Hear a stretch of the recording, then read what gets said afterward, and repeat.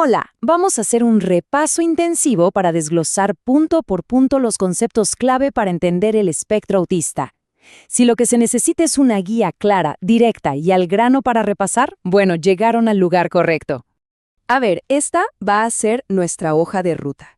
Primero, la definición del espectro.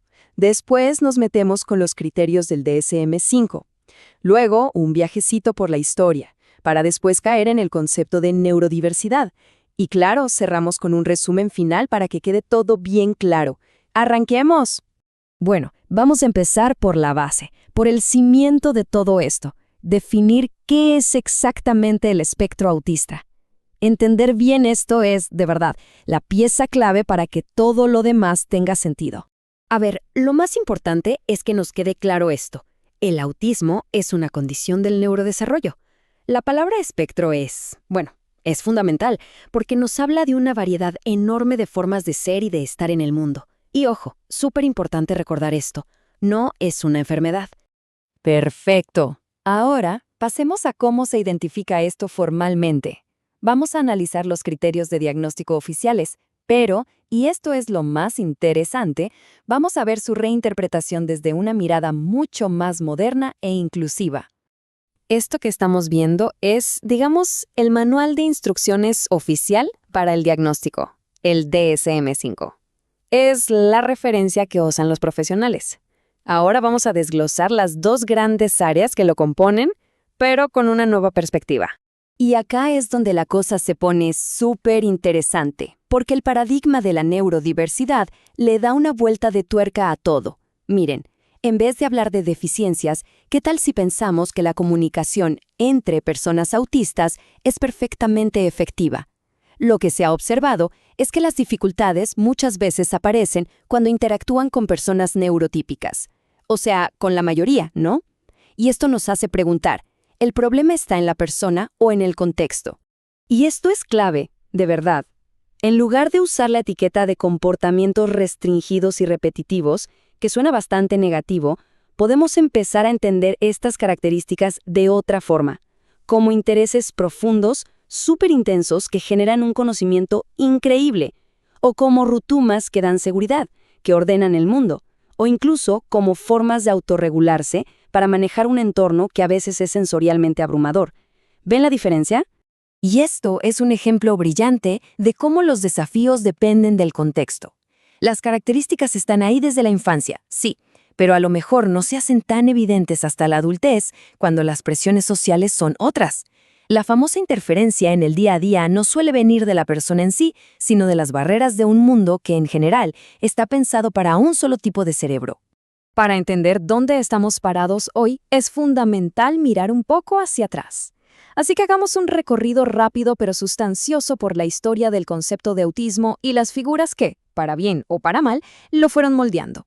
Esta línea de tiempo nos muestra los hitos principales, pero fíjense bien en la primera fecha, 1924, Grunya Zuccareva, una pionera totalmente olvidada por la historia oficial, cuyo trabajo se adelantó décadas, describiendo cosas que hoy nos parecen súper actuales.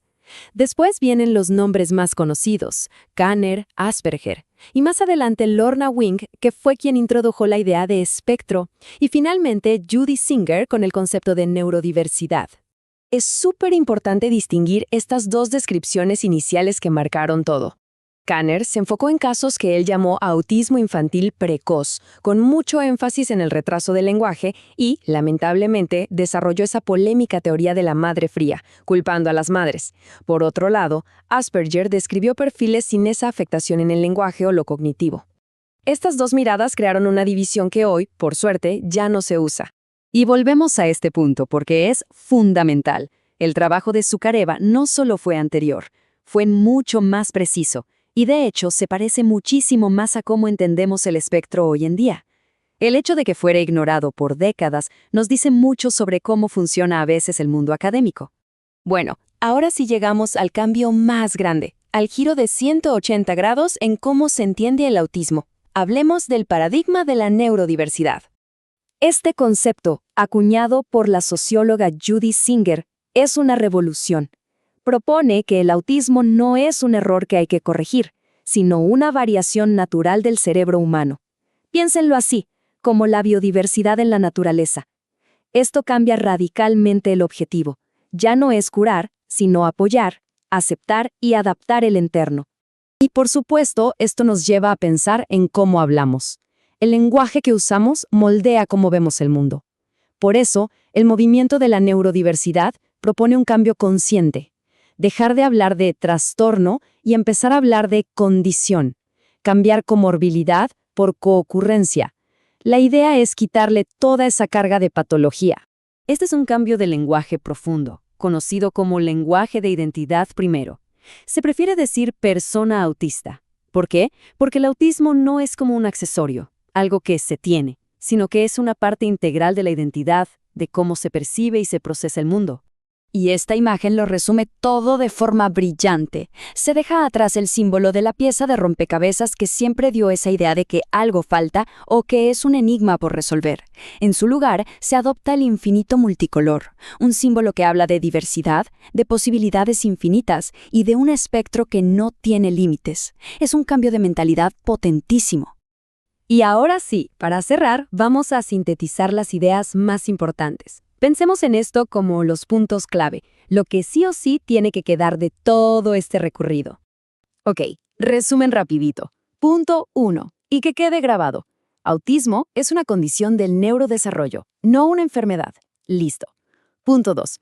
¿Cómo se diagnostica? Con los criterios del DSM-5. 3. Nombres clave. No se olviden de Sugereva, la verdadera pionera, además de Kanner, Asperger y Lorna Wing con la idea de espectro. 4. El concepto que lo cambia todo. Neurodiversidad, de Judy Singer. Y 5. El lenguaje importa. Hablemos de persona autista. Con estos 5 puntos ya tenemos una base súper sólida. Y con todo esto, nos queda una reflexión final, una pregunta abierta. Porque si de verdad entendemos y adoptamos este paradigma, el siguiente paso ya no es individual, es colectivo. ¿Cómo podemos empezar a rediseñar nuestros sistemas, nuestras escuelas, nuestros trabajos, para que de verdad celebren y acojan a todas las mentes en toda su diversidad? Ahí queda la pregunta.